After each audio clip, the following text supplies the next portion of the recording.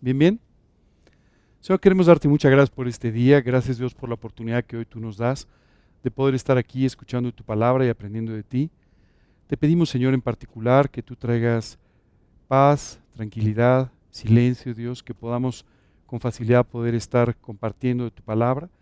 Y te pedimos sobre todo, Dios, que tú derrames tu gracia y que toques nuestros corazones para poder salir alentados a vivir estas enseñanzas. En el nombre de Cristo Jesús te lo pedimos y para su gloria. Amén. Muy bien, pues nuestra charla de hoy, nuestro estudio de hoy, se llama La senda de los justos. ¿Okay? Ese es el título. Me gustaría comenzar contándoles una anécdota que muchas veces comento, probablemente algunos de ustedes ya la hayan escuchado, pero que me parece importante para enmarcar un poco la enseñanza del día de hoy. Cuando hace 38 años invité a Cristo a mi corazón, yo era un muchacho joven, eh, eh, y recuerdo que cuando comencé a ir a un grupo a estudiar la Biblia, un grupo un poco más pequeño que este, empecé a ir a estudiar la Biblia. La persona que daba el estudio, un día nos estuvo explicando sobre las bendiciones que representaba el poder memorizar algunos versículos de la Biblia. Recuerdo que él hizo mucho hincapié en esto. Él dijo, fíjate lo que dice el Salmo 119, ¿con qué limpiará el joven su camino? Con guardar tu palabra. Y él decía, ustedes tienen que aprender a tomar algunos versículos que sean de alto impacto para sus vidas y entonces aprenderlos, memorizarlos, de tal manera que Dios pueda mantener esto en su mente y no otras ideas u otras cosas. Y entonces, después de darnos toda una enseñanza sobre la memorización, nos invitó a que memorizásemos algún versículo durante esa semana. Y entonces, bueno, pues cada quien eligió el versículo que quiso, y recuerdo que el siguiente domingo, cuando él llegó y preguntó, ¿alguno de ustedes memorizó un versículo? Yo levanté rápidamente la mano. Y entonces me dijo, ¿cuál memorizaste, Ángel? Y yo le dije, memoricé Juan 11:35. Él se me quedó viendo y me dijo, no sé si sabes que es el versículo más corto de la Biblia. Me dijo, o sea, no te esforzaste mucho esta semana, esa es la realidad.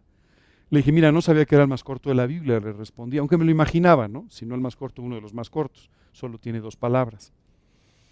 Pero en realidad, no memoricé el versículo por su tamaño, sino lo memoricé por lo que este versículo significó para mí cuando lo leí. Me dijo, ¿y eso por qué? La Biblia dice en Juan 11:35, Jesús lloró. Le dije, la verdad es que yo siempre pensé que Dios no existía y que si existía jamás estaría preocupado por alguien como yo o preocupado por otro ser humano. Pero después de leer esta historia, esto me conmovió profundamente. Déjame contarte un poco la historia. La Escritura dice que Jesús estaba predicando y le avisan que uno de sus mejores amigos, de sus amigos más cercanos, un hombre llamado Lázaro, que tenía 2 hermanas también muy cercanas con Jesús, estaba enfermo. Y entonces los discípulos inmediatamente pensaron, bueno, pues esto va a hacer que Jesús cambie sus planes y vaya corriendo a ayudar a su amigo. Sin embargo, Jesús no lo hizo así. Estaba bastante cerca, pudo haberlo hecho, pero no lo hizo de esa manera. Y cuando después avisa a sus discípulos diciéndoles, Jesús les dice, Lázaro duerme. Simplemente les anunció que Lázaro había partido, había muerto. Los discípulos inmediatamente le dijeron, bueno, si duerme sanará. Ya sabes, siempre dicen, duerme bien y entonces mejoras de salud, ¿verdad? A veces es cierto, a veces no. Pero en este caso Jesús tuvo que aclararles, no, Lázaro ya murió, ahora sí vamos. Por supuesto, la primera idea que pasó por la mente de los discípulos es, ¿cómo? Cuando estaba enfermo no quiso ir y ahora que ya murió, entonces sí va. Pues qué cosa tan extraña.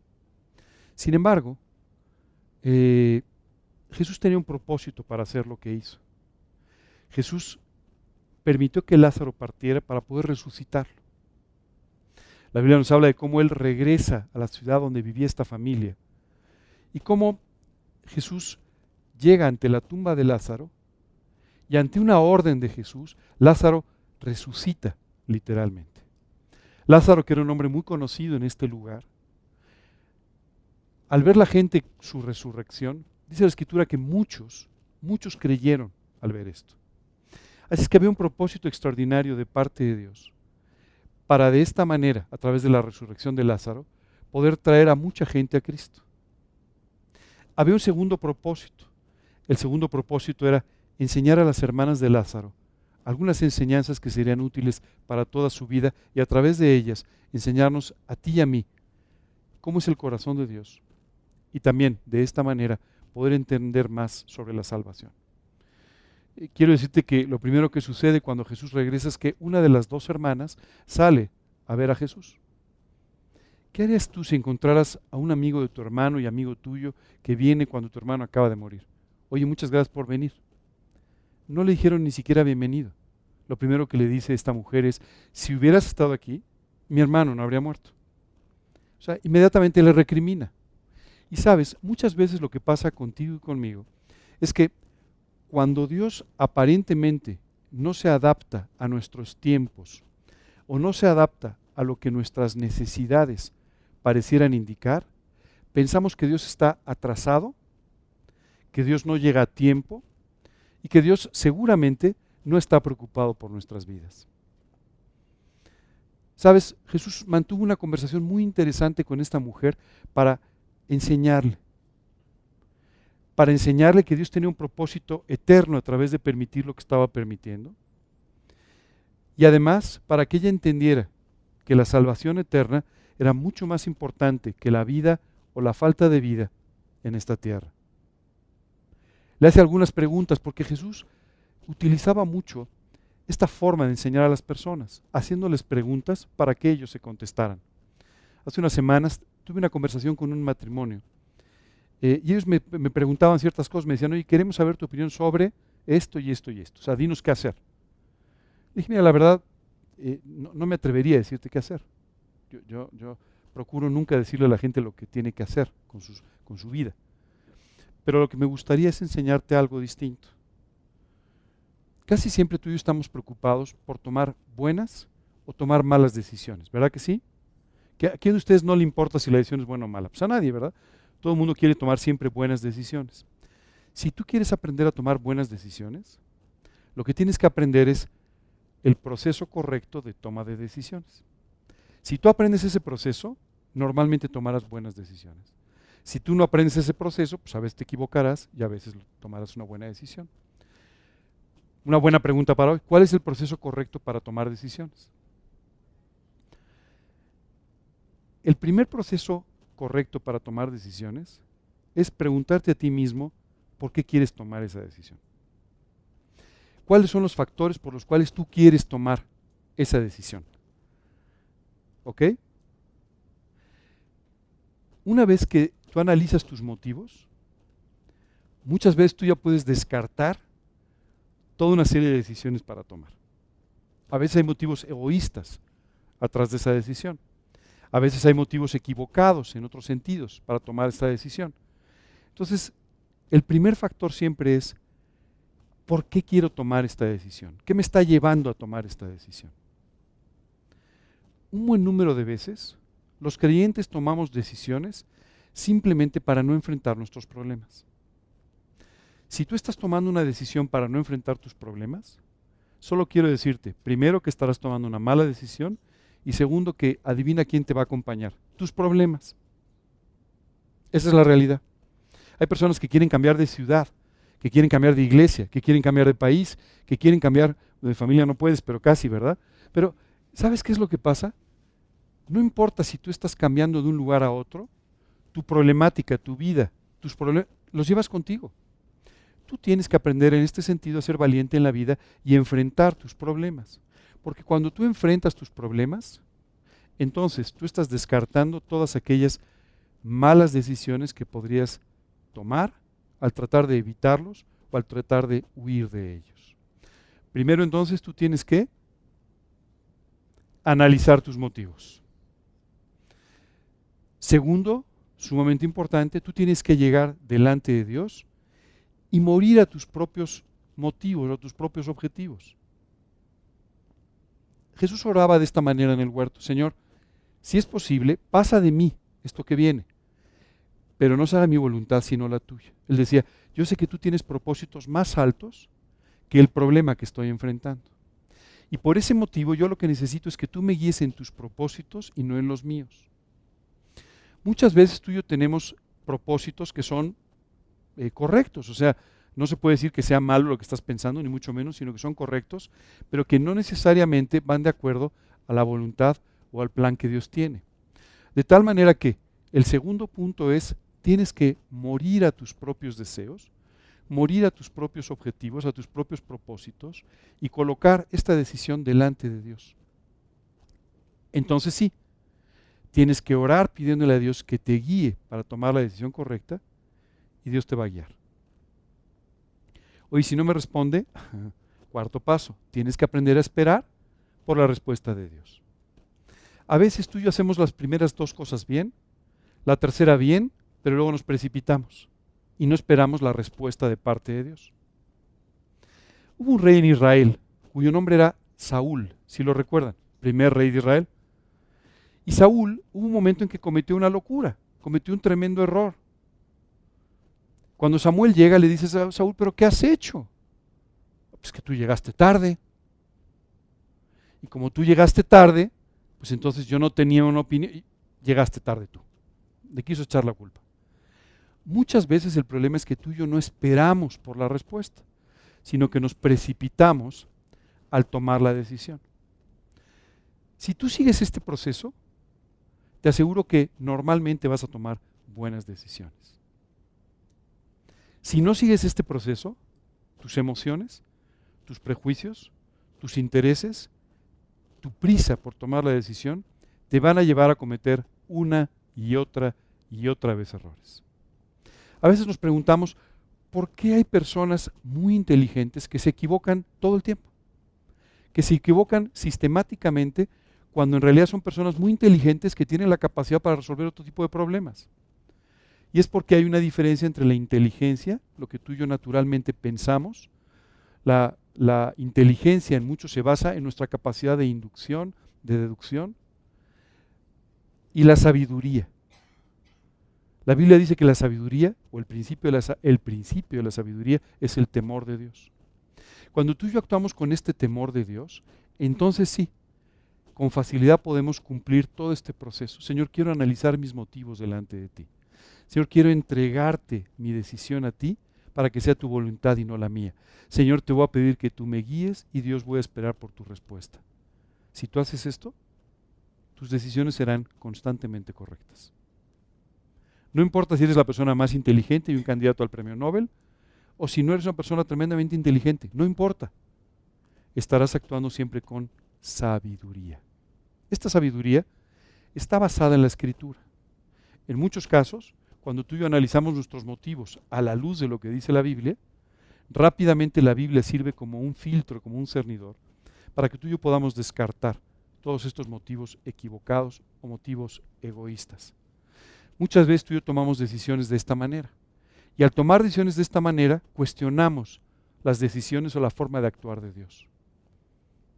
A veces simplemente, como pasaba con estas hermanas, movidas por sus emociones. Señor, ¿cómo es posible que hayas llegado tarde? Y Jesús simplemente le dice, tengo un plan mucho más alto que lo que tú estás alcanzando a ver. Esa es la realidad. Habla con la segunda hermana y curiosamente le pregunta lo mismo. Se ve que eran hermanas, ¿verdad? Se ve que platicaban, ¿verdad? Y tiene la misma posición. Jesús entonces va, se acerca al sepulcro, ordena a Lázaro que salga y de esta manera resucita a este hombre y muchas personas a su alrededor creyeron por esta resurrección. Pero probablemente dentro de este pasaje y todas estas enseñanzas, lo que más me llama la atención es que cuando Jesús se acerca al sepulcro, sabiendo lo que iba a hacer, se encuentra con personas que estaban dolidas por la muerte de este hombre y que estaban llorando. Dice la Escritura que cuando él los vio, se conmovió y lloró. ¿Sabes? Me impresionó mucho ver esto porque esto significa que Dios se duele con tu dolor. Dios se entristece con tu tristeza. Quiero, después de darle toda esta explicación a la persona que me estaba enseñando de la Biblia, me dijo, qué bueno que memorizaste ese versículo, aunque sea el más corto. Ahora entiendo porque además esta será una enseñanza que nunca se te va a olvidar. Después de 38 años, no solamente no la he olvidado, sino que yo quiero compartirles la segunda parte de esta misma enseñanza. porque esta enseñanza marca en mucho el tipo de relación que tú y yo tenemos con Dios. Muchas veces los creyentes tenemos una relación con Dios que yo podría llamar transaccional, ¿no? Señor, yo te pido para que tú hagas y me resuelvas. Señor, yo hago y yo espero a cambio que tú hagas determinadas cosas en mi vida. Como si fuera simplemente una transacción permanente, ¿no?, de buenas acciones. Y en realidad esto es un error. Tú y yo tenemos que aprender no solamente a hacer lo que Dios nos dice, sino a hacerlo por amor. Hacerlo con la conducta correcta, con la actitud correcta de simplemente querer agradar a un Dios al que amamos y que muchas veces nos ha manifestado su amor. ¿Qué sucede cuando tú y yo establecemos este tipo de relación transaccional con Dios? Que cuando en algún momento la transacción se interrumpe, nos sentimos ofendidos, o nos sentimos desamparados, o nos sentimos olvidados. Señor, te he pedido y no me has dado. Señor, he hecho esto y no me has contestado. Si hubiera estado aquí no hubiera muerto mi hermano, ¿no? Si me hubiera respondido a tiempo no hubiera perdido este trabajo o esta oportunidad, o no hubiera pasado esto, o no hubiera muerto mi familiar, o no hubiera pasado cualquier otra cosa que tú te imagines.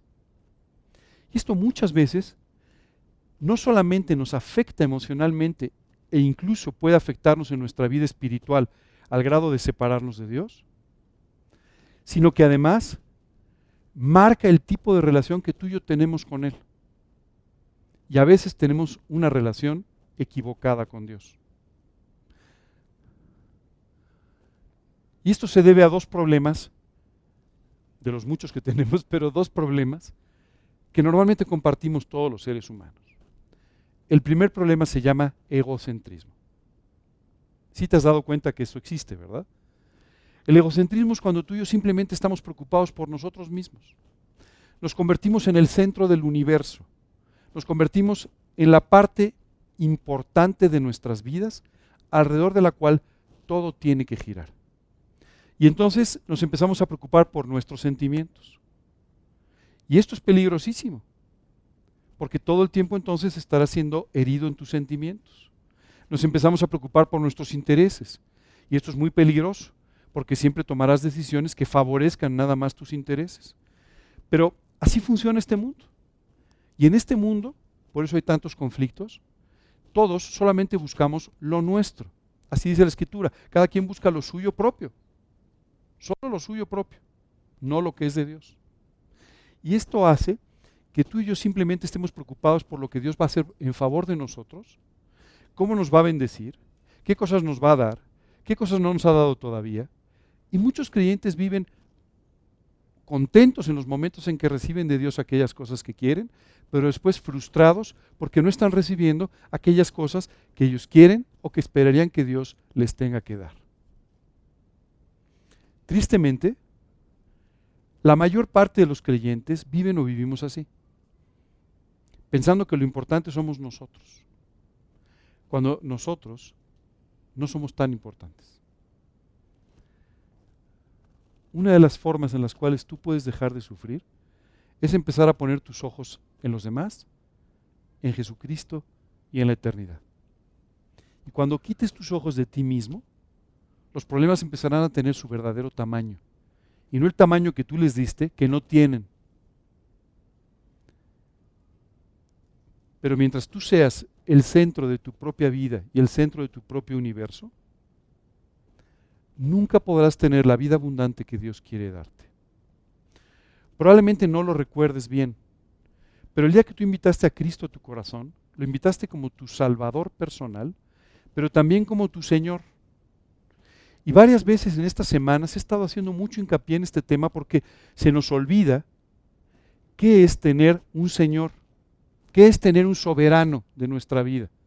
Alguien que literalmente sea el dueño de nuestra vida, el dueño de nuestros pensamientos, el dueño de nuestras decisiones, el dueño de nuestros bienes y de todo lo que tenemos y nos rodea.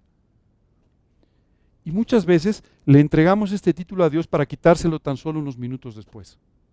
Bueno, tú y yo tenemos que evitar este problema del egocentrismo. Y hay un segundo problema que los seres humanos enfrentamos, y es nuestra falta de visión de largo plazo. Esa es la realidad. Estamos preocupados por el problema de hoy y no nos preocupa ni nos importa lo que pase más adelante. Y esto lleva a muchos creyentes a querer ganar una discusión destruyendo una relación, a querer imponerse en ciertos aspectos para destruir su testimonio de largo plazo. Si tú eres esposo, eres esposa, eres padre o madre, Dios te ha puesto como un pastor, como un líder o algo, tú tienes que considerar particularmente esto. Tú tienes que tener mucho cuidado con no tratar de manejar las cosas siempre de corto plazo, sino siempre hacia el largo plazo. Dios, ¿qué puedes hacer en mi vida a través de esto que estoy viviendo hoy? La mayor parte de los creyentes pensamos o piensan, Dios, lo que necesito es que me resuelvas el problema de ahorita, de este problema, de hoy, de este momento. Ese es el problema. Cuando en realidad Dios está viendo tu vida a largo plazo y quiere hacer toda una serie de cosas que en el largo plazo van a traer un fruto extraordinario.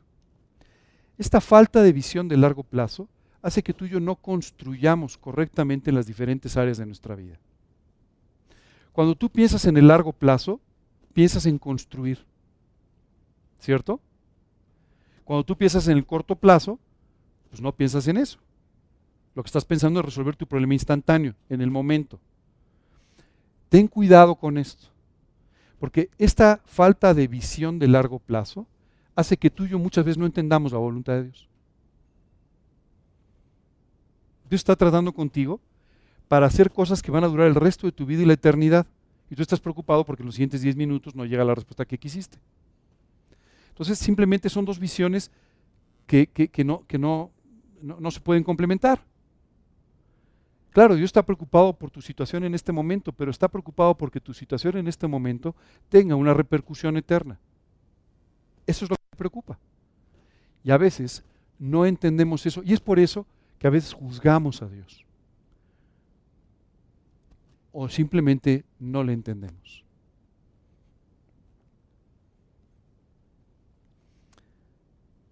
Aquí tenemos que pasar a un tema muy importante, y es, ¿cuáles son los planes que Dios tiene? La Biblia habla en muchas ocasiones sobre cómo Dios tiene planes. Déjame te explico un poco. ¿Quién de ustedes tiene hijos? Díganme una cosa, cuando estaban en la cuna no pensaron, ay, cómo me encantaría que mi hijo fuera, iba a decir futbolista, pero no, qué sé yo, ingeniero, o cómo me gustaría que fuera misionero, ¿verdad que sí? Bueno, eso pasa, ¿no? Luego empieza a crecer y dices, no, pues se quedó de este tamaño, pues no va a jugar básquetbol, eso está claro, ¿verdad? Pero pudiera ser otra cosa, pero siempre tú y yo tenemos ciertas expectativas, ciertas ilusiones de que nuestros hijos, ¿no?, sean aquellas cosas que nosotros pensamos que son importantes en la vida. ¿Verdad que sí? Bueno, el problema que tenemos es que no tenemos ni la menor idea de los gustos de nuestros hijos. En el fondo no tenemos la menor idea de cuáles son sus inclinaciones o de cuáles son sus capacidades y si van a poder ser o hacer aquello que nosotros tenemos en mente. Es más, ni siquiera sabemos si eso que tenemos en mente los haría felices o no. Pero bueno, hacemos nuestra lucha, ¿verdad? Tenemos nuestras ideas. Dios, sin embargo, sí sabe lo que puede hacer contigo, lo que quiere hacer contigo, para lo que te da habilidades y en lo que quiere que tú le sirvas y la forma de vivir que quiere que tengas. Eso sí. Y Él sí lo sabe, porque no solamente te conoce mucho mejor que tú mismo, sino que además sabe lo que puede hacer en ti. Si tú y yo fuésemos extraordinarios psicólogos, que no lo somos, pero si fuéramos extraordinarios observadores con un concepto extraordinario de psicología y pudiésemos ver las inclinaciones de de todos modos lo que nunca podríamos ver es lo que Dios puede hacer en el corazón de las personas. Eso no lo podemos ver. Es por eso que tú y yo ni siquiera podemos conocer realmente la voluntad que Dios tiene para nuestras vidas. Y simplemente vamos poco a poco descubriéndola. Hay veces que algunas personas me han preguntado, oye, pero ¿por qué Dios no nos revela su voluntad con anticipación? Primero porque ni siquiera te la creerías. No, Dios, no, estás bromeando. No, eso no, tú no puedes hacer eso conmigo, no te has dado cuenta, ¿no? Pero ni siquiera estaríamos de acuerdo con lo que Dios pretende hacer, porque no sabemos lo que Dios puede hacer en nuestra vida, en nuestro corazón. Así es que bueno, Dios nos tiene que ir poco a poco sorprendiendo, de esta manera permitiendo que siempre estemos dependiendo de Él para conocer su voluntad. Pero por otro lado, conforme va avanzando la vida, su voluntad se va volviendo más lógica para nosotros. Ah, con razón, no, ahora sí lo creo, claro, ¿no? Y cada vez que decimos claro, simplemente significa que por años no entendimos lo que Dios estaba haciendo. Pero Dios estaba haciendo un trabajo extraordinario para prepararnos para el siguiente claro. ¿Verdad que sí?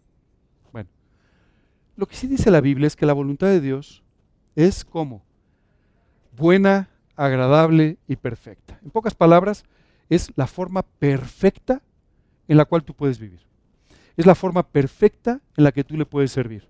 Es la forma perfecta en la que Dios puede usarte. Ajá. Y además es agradable para ti. Y además es buena.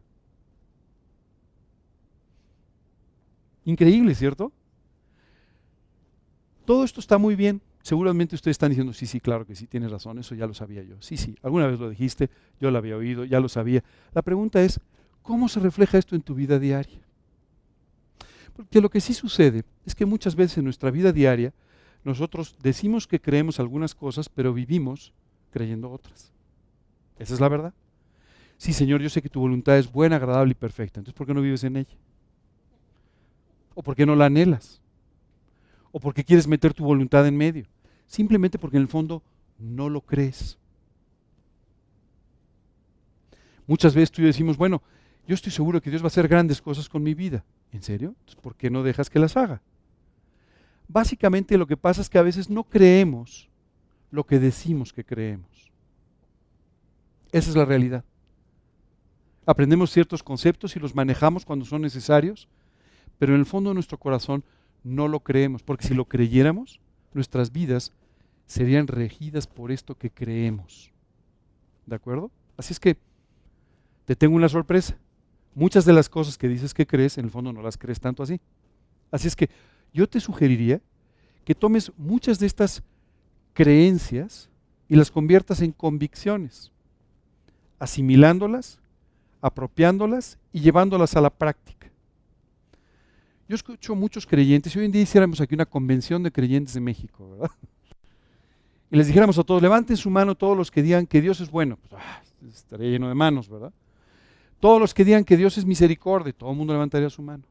Todos los que digan que Dios tiene un plan para sus vidas, todos levantarían efusivamente la mano, ¿cierto? Y después deberíamos hacer una cuarta pregunta, es, todos los que se quejan porque no están de acuerdo con su vida. Y entonces no veríamos tantas manos por vergüenza, pero muchas personas tendrían que levantar su mano también. Y eso solamente quiere decir que una cosa es lo que dicen creer y otra cosa es lo que viven todos los días. Las hermanas de Lázaro creían en el Señor Jesucristo, creían en la eternidad. Pero cuando Jesús dijo, abran el sepulcro, una de sus hermanas se acercó y le dijo, oye, es que ya huele mal, ya tiene varios días. Jesús le dijo, ¿no te he dicho que si crees vas a ver la resurrección? ¿Qué pasó? Me acabas de decir que tú crees en la resurrección, que crees en la vida, que crees en la eternidad. Y cuando te digo que quites la piedra, me dices que no. Entonces, ¿qué es lo que realmente crees? Tú y yo podríamos hacer tratados sobre la fe, tratados sobre la espera, tratados sobre la paciencia, pero eso no quiere decir que lo vivamos. Eso quiere decir que lo sabemos, no que lo vivimos. Hoy quiero invitarte a que de verdad aprendas en tu vida que la voluntad de Dios es buena, agradable y perfecta. Porque si crees eso, vas a ver a Dios de una forma diferente. ¿Cómo se llevan a cabo los planes de Dios y cómo trabaja Dios en nuestra vida? Dios trabaja en nuestra vida de formas que no imaginamos. A través de pruebas, a través de situaciones que no son necesariamente cómodas, a través de personas que no necesariamente son compatibles contigo. ¿Te has dado cuenta? De repente, cómo Dios me puso al lado de si esta persona de verdad que no se equivocó, te puso al lado de personas que no necesariamente son compatibles contigo o que te agradan, y en situaciones que no necesariamente te agradan, porque está tratando de pulir y de limpiar tu vida. Oye, pero a veces esto provoca cierto nivel de sufrimiento en mi vida, ¿sí? Oye, ¿es que a Dios no le importa? Sí, pero le importa mucho más el plan que tiene para ti, le importa mucho más tu bienestar y lo que está haciendo de corto plazo, que ese mal momento que puede estar pasando en algún instante de tu vida. Esa es la realidad. ¿Quieres un ejemplo? Bueno, tenemos varios esta mañana. Pero para poder comprenderlo, otra vez, por favor levanten sus ojos para ver el largo plazo. Yo no sé los planes exactos que Dios tiene para tu vida, no lo sé. El otro día una persona vino y me dijo, oye, me quiero casar con esta chica, ¿cómo ves? No, pues ¿cómo lo ves tú? Si la que te vas a casar eres tú, ¿verdad? Pero, luego ya te doy mi opinión, pero primero dime cómo lo ves tú, ¿verdad? O sea, yo no sé exactamente qué planes Dios tiene para tu vida, pero sí sé que hay ciertas cosas que quiere hacer y sí sé la forma en la que Dios trabaja, porque está descrita en este pasaje de Proverbios. Mas la senda de los justos es como la luz de la aurora, que va en aumento hasta que el día es perfecto. ¿Sabes qué dice? La vida de las personas, el camino de las personas que creen en el Señor Jesucristo es como la aurora. Empieza a amanecer hasta que finalmente llegas al día perfecto. Poco a poco la luz va creciendo en sus vidas. Poco a poco, durante el camino, durante los pasos que vas dando en este sendero. ¿Qué nos gustaría a todos? Yo me convertí y mañana ya mi vida es perfecta, no tengo problema. Pero no es así. Dios sabe que tiene que ir trabajando en tu corazón y tiene que ir cautivándote, tiene que ir enseñándote, tiene que ir puliéndote, tiene que ir enseñándote tantas cosas. Y entonces, por eso lo compara con este periodo en el que desde el amanecer, poco a poco vas viendo luz cada vez más intensa hasta que la luz llega a su cenit, a su máximo nivel de iluminación. El otro día venía pensando en esto, yo normalmente empiezo el día muy temprano, y venía pensando en esto, pues salí de mi casa cuando todavía estaba oscuro, y empezó a amanecer durante el camino. Y decía, qué bonito se ve cuando empieza a amanecer. La verdad es que es una visión preciosa, ¿no? Cuando empieza a amanecer. Y decía, qué simpático, esto es como cuando empieza la vida cristiana. Qué precioso se ve el amanecer, qué precioso se ve cuando una persona se convierte y empiezan a venir los primeros cambios, empiezan a vivir los primeros frutos de su conversión, ¿no? Pero tú sabes que ese es el inicio de una obra que va a culminarse cuando el sol esté en su máximo nivel. Así es como Dios ve tu vida. ¿En qué momento estás? No sé. No sé si estás amaneciendo, no sé si estás cuando ya empieza a hacer calorcito, no lo sé. Lo que sí sé es que este es el propósito que Dios tiene, llevarte hasta ahí. Pero la Biblia no habla de un momento, habla de una senda, de un camino por el que los justos caminan. Ese es el camino de tu vida.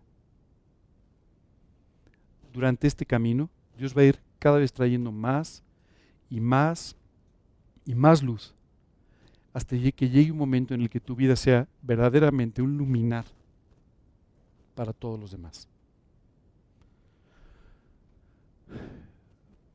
¿Cómo son los sentimientos de Dios? ¿Dios tiene sentimientos? Te acabo de decir que Jesús se echó a llorar cuando vio el dolor de las personas que estaban ahí de luto por Lázaro. Quiero decirte que Dios tiene sentimientos, igual que tú y yo. Hay una gran diferencia. A ti y a mí los sentimientos nos mueven y nos llevan a tomar decisiones. A Dios no. Dios vive con sus sentimientos, pero jamás decide por sus sentimientos. Jamás. Si tú quieres aprender a tomar buenas decisiones, tienes que aprender a hacer a un lado tus sentimientos. Esto no quiere decir que no los tengas, esto no quiere decir que no los disfrutes, esto no quiere decir que no sean importantes en tu vida, pero quiere decir que jamás te deben mover a tomar decisiones. Mientras escribía esto, pensaba en Dios, viendo a su Hijo Jesucristo en la cruz. Hace algún tiempo tuve la oportunidad de ver una película que me pareció particularmente cruda sobre la pasión de Jesús. Así se llama, la pasión de Cristo, se llama la película. Bueno, la verdad quiero decir que no podía estar sentado. O sea, me levanté varias veces, me salí de la habitación donde estaba muy inquieto, muy conmovido, viendo aquellos azotes, viendo a todas aquellas cosas terribles por las que Jesús tuvo que pasar. Lo que más me impresionaba es que en mi mente yo pensaba, fue peor todavía que esto. Incluso hay detalles que faltan. Fue todavía peor que esto. Pero simplemente yo no podía ni siquiera estar quieto. estaba profundamente conmovido. Quiero decirte que esa noche no podía ni dormir. Muy impresionado por lo que tuvo que sufrir por mí. Bueno, si a mí me impresionó, si a mí me quitaba el sueño, si yo no podía estar sentado, pensaba en cómo lo vio Dios desde el cielo. Jesús no había hecho nada. Tú y yo ni siquiera sabemos lo que es la perfección. Tú y yo no tenemos ni la menor idea de lo que significa vivir correctamente. Y sin embargo, nos conmueve hasta las lágrimas, hasta perder el sueño, ver la forma en la que sufrió Jesús por nosotros. Imagínate a su Padre.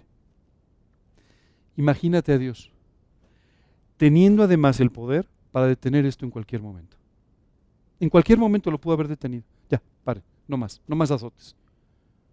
No más sufrimiento en la cruz, no más. Pero Él estaba viendo tu salvación y la mía, y a pesar de estar sufriendo por lo que su Hijo pasaba, permitió que sucediera solamente por amor para contigo y conmigo y poder salvarnos. Así es Dios. A veces sufre profundamente contigo, pero no va a dejar de hacer aquello que es importante para tu vida, aunque tenga que sufrir, aunque incluso te tenga que ver sufrir a ti. Oye, a Dios no le importa, no, le importa tanto que lo está permitiendo. Le importas tanto que está permitiendo que suceda lo que estás viviendo. Le importa tanto que no va a levantar la mano, que no va a actuar cuando sería muy fácil que Él resolviera todo en ese instante. Así le importas.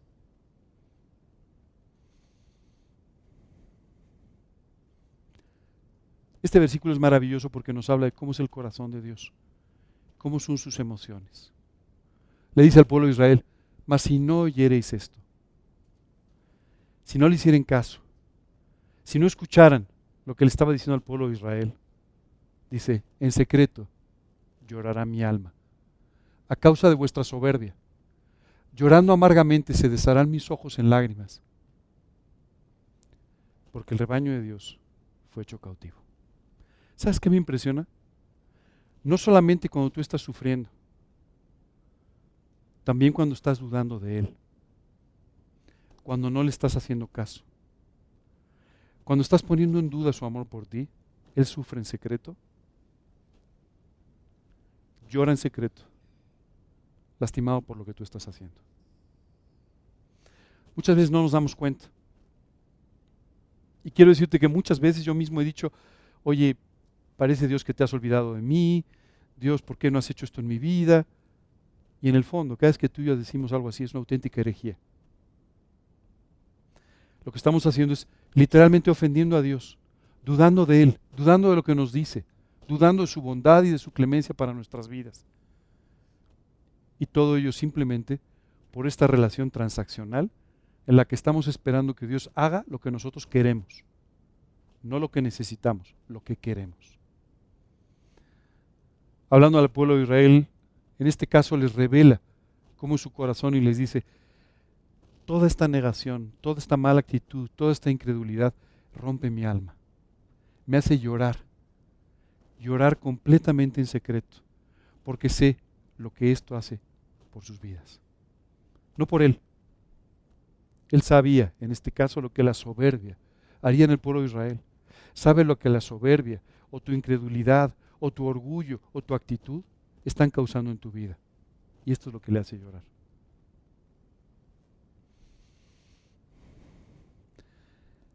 Lo que vamos a leer a partir de ahora, estos versículos, creo que te van a ayudar a entender lo que Dios piensa de tus pruebas, cómo te ve, lo que siente por ti, y probablemente van a cambiar mucho tu percepción.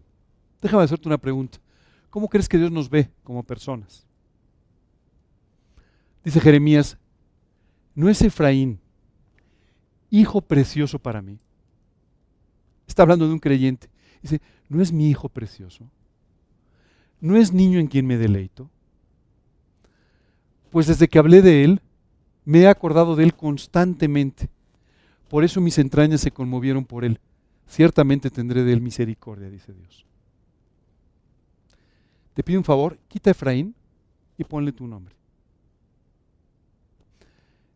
No es Lorena, hija preciosa para mí. No es Claudia, hija preciosa para mí. No es Patricia, hija preciosa para mí. No es Daniel, hijo precioso para mí. Hijo precioso. Y dice después, es un niño en quien yo me deleito, al que disfruto, con quien paso los mejores momentos. Dice después, desde que he hablado de él, y no para de hablar de ti, no puedo sino recordarlo. Todo el tiempo, constantemente. Y sus entrañas se conmueven por ti.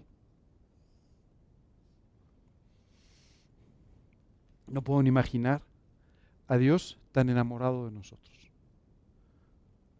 No puedo ni imaginar a Dios tan conmovido por nuestras vidas, tan preocupado por nuestros problemas, deleitándose en el tiempo que pasamos con Él y disfrutando tanto con nosotros. Así nos ve. No importa cómo tú te veas. No importa cómo te vean los demás. ¿Te acuerdas que hace rato platicábamos de eso, Pati? No importa cómo la gente ve tus proyectos, cómo la gente ve tu vida, cómo la gente ve tu predicación. Da igual. ¿Sabes qué importa? Cómo Dios te ve. Y así es como Dios te ve. Y cuando estás hablando de Él, se deleita contigo. Dice, ve mi hijo cómo habla de mí. Ve mi hijo cómo está predicando mi palabra. Ve lo que está haciendo. ¿No es mi hijo amado? Así se expresa de ti. No es una idea, no es una sugerencia de mi parte. Es lo que la Biblia nos dice en el libro de Jeremías. ¿Cómo ve nuestras pruebas? ¿Y cómo nos ve a nosotros cuando estamos en debilidades, en nuestras debilidades? Fíjate lo que dice Hebreos. Porque no tenemos un sumo sacerdote que no pueda compadecerse de nuestras debilidades, sino uno que fue tentado en todo según nuestra semejanza, pero sin pecado. No sin pecado, sino sin pecado. Ajá. ¿Sabes qué es increíble? Dice, tenemos un sumo sacerdote que vivió una vida como la nuestra. O sea, Jesús vivió en un mundo como este. Menos tecnificado, pero básicamente con las mismas necesidades, con los mismos problemas y con las mismas debilidades. Y en un mundo como este, Jesucristo fue tentado en todas las cosas como tú y yo. Como tú y yo. No te confundas. Jesús sí pasó hambre. Jesús sí tuvo sed. Jesús sí tuvo sueño.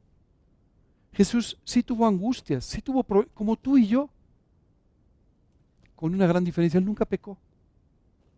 Pero porque pudo pasar por todas estas cosas, entiende lo que tú estás pasando también. ¿Lo entiende igual? No, tú estás pensando ahora en tu mente, eso no es posible. No, porque yo soy un ser humano y por eso yo a veces dudo y a veces esto.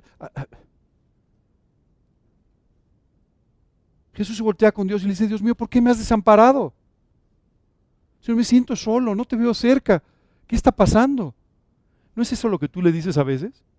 Cuando estás en medio de tus pruebas, Señor, ¿por qué parece que no te veo? ¿Por qué parece que no me respondes?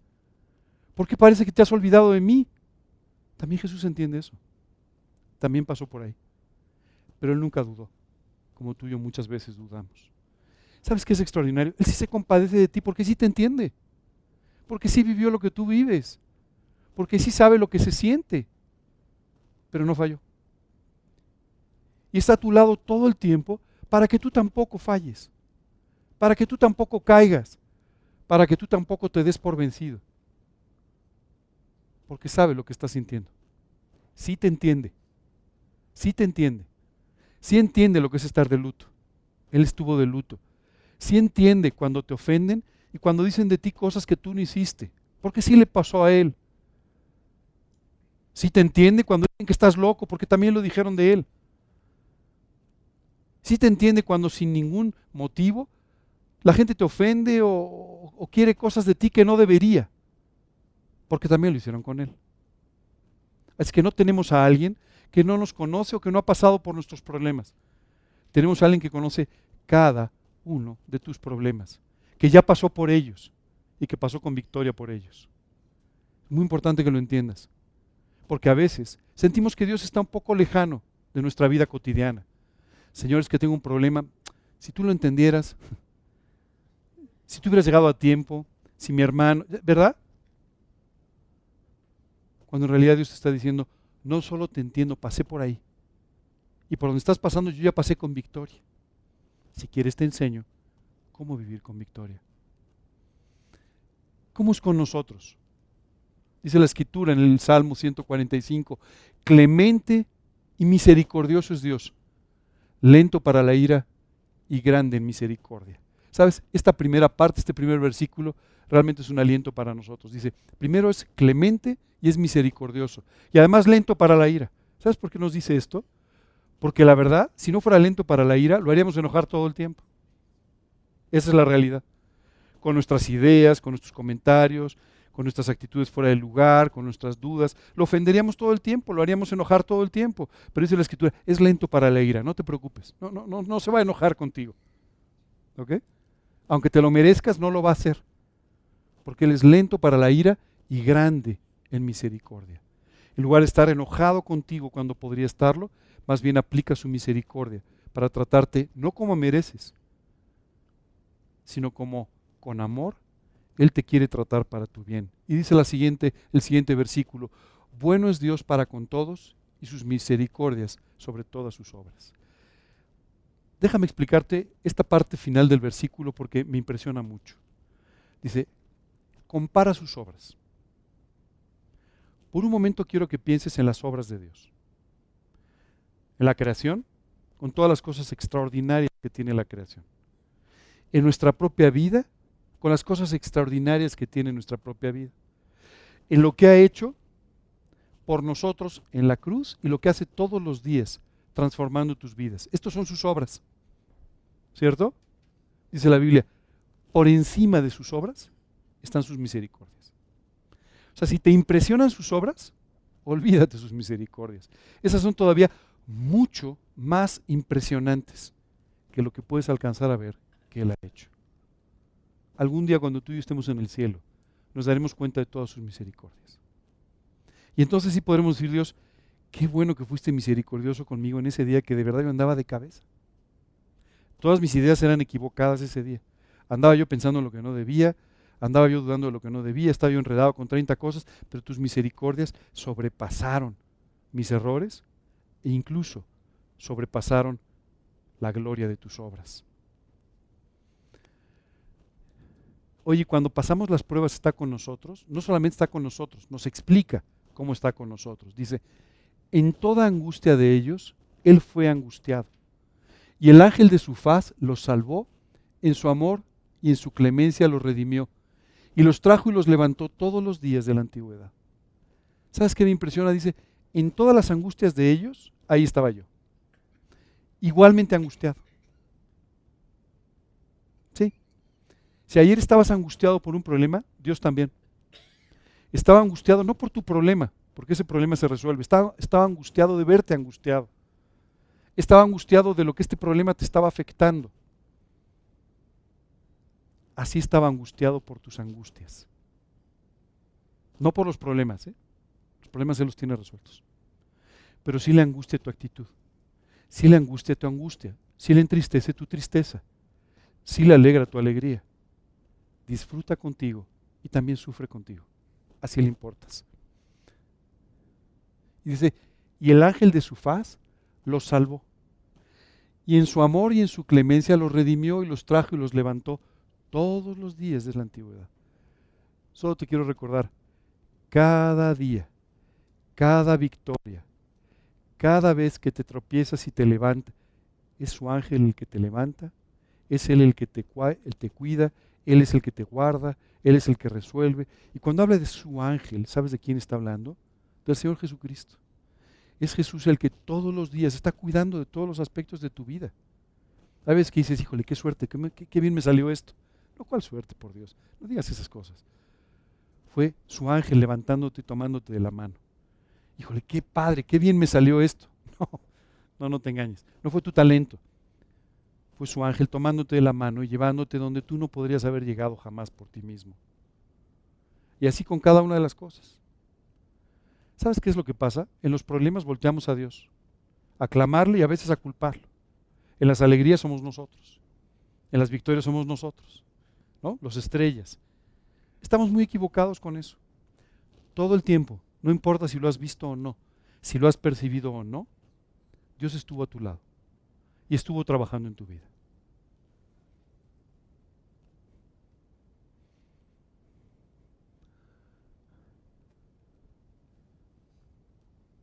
No te has dado cuenta, pero ha estado más cerca de ti de lo que te imaginas. En todo lo que has vivido, en todo lo que has pasado, incluso en todo lo que has sufrido, ha estado mucho más cerca de ti de lo que te has alcanzado a dar cuenta, de lo que te has imaginado.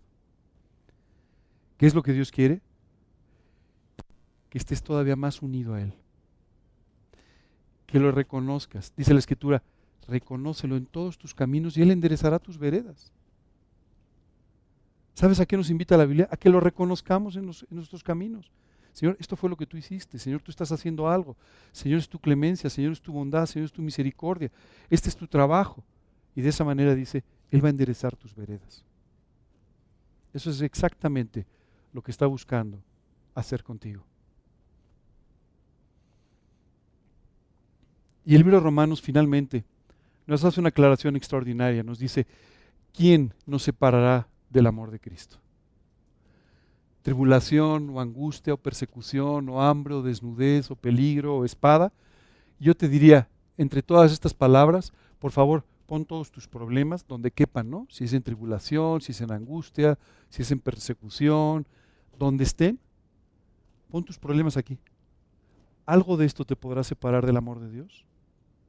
Dice la Escritura, ante todas estas cosas, somos más que vencedores por aquel que nos amó. Y continúa diciendo, por lo tanto, ¿no? Dice el libro de Romanos, déjame te lo leo.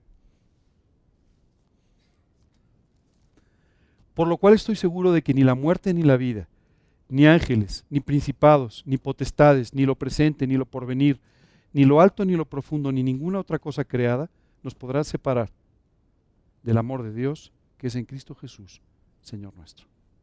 Así que, para tu tranquilidad, nada te puede separar de este amor de Dios que se manifiesta de esta manera en su relación diaria contigo.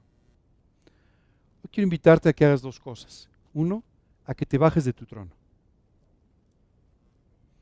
Sí, que dejes de vivir una vida egocéntrica, una vida basada en ti mismo, y que empieces a colocar a Dios en el trono de tu vida, para que tu vida se convierta en una vida cristocéntrica. Esto es un cambio dramático que puede hacer que tu vida jamás sea igual. Que puede hacer que dejes de sufrir tanto como sufres hoy. Que puede hacer que dejes de batallar tanto con tantas áreas de tu vida como batallas hoy en forma innecesaria. Colocándolo a Él en ese trono de tu vida. Deja de vivir una vida basada en ti mismo. Deja de vivir la vida egocéntrica que has aprendido a vivir y empieza a vivir una vida cristocéntrica desde hoy. Lo segundo que te quiero pedir es que levantes tus ojos y que confiando en estos versículos que hemos estado leyendo, sepas que Dios sí está a tu lado, que Dios sí está cuidando de tu vida, que Dios sí está trabajando en tu vida, en todo aquello que estás viviendo en este momento, para el largo plazo.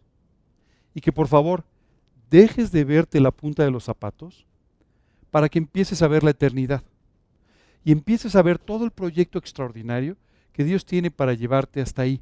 Acuérdate, la senda de los justos es como la luz de la aurora.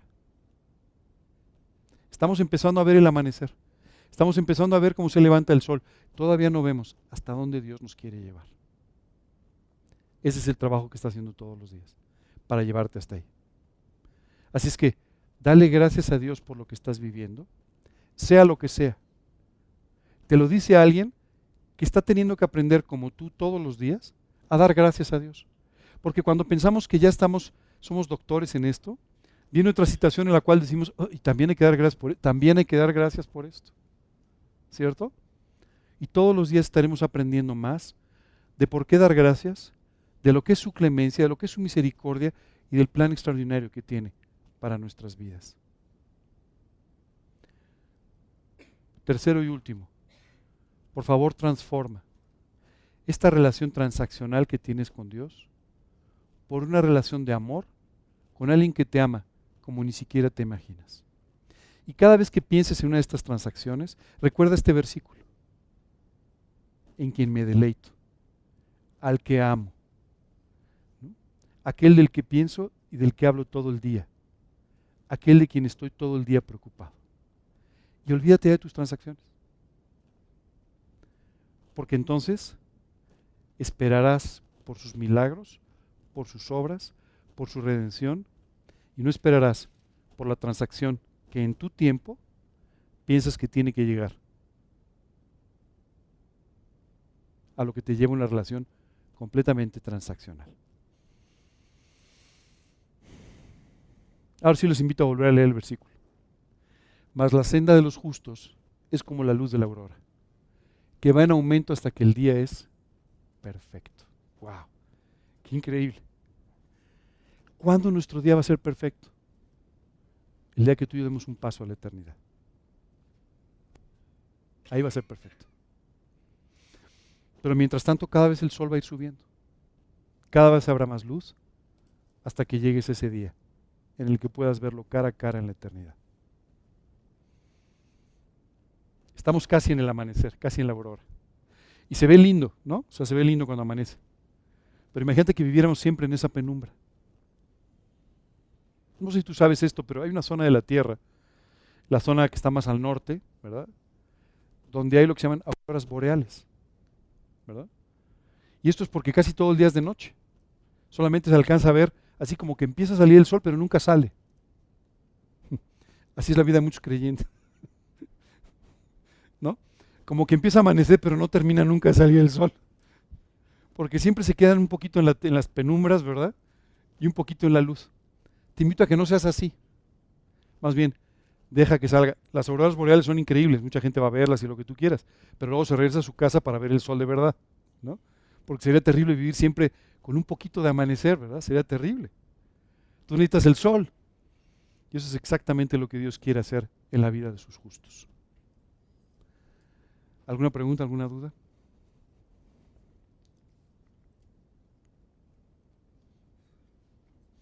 Segunda parte de Juan 11:35 el día de hoy. No solo llora contigo, sino mucho más. ¿Alguna pregunta, alguna duda? ¿No? ¿Todo clarísimo? Les tengo una mala noticia, tenemos que orar y regresar a la tierra. Creo que hemos tenido una mañana muy especial en cuanto a oír o a escuchar, espero, y a ver muchas cosas que Dios está haciendo en nuestras vidas y que son realmente sobrenaturales. Y ahora tenemos que regresar a vivirlas, ¿cierto? Muy bien. Vamos a terminar entonces con una oración. Señor, queremos darte muchas gracias por este día y muchas gracias, Señor, en particular por revelarnos tu corazón, por enseñarnos, Dios, cómo eres, cómo piensas, cómo nos ves, cómo son tus emociones. Y Padre, de esta forma, enseñarnos el trabajo profundo que estás haciendo en nuestras vidas. Gracias de verdad por todo esto. Ahora te pedimos que tú nos lleves a creerlo, a asimilarlo y a vivirlo como una convicción, no como una idea de otro, sino como una convicción personal. Queremos pedirte esto de una forma muy especial, que trabajes en nuestras vidas en esta semana. Y todo ello, Señor, en el nombre de Cristo Jesús y para su gloria.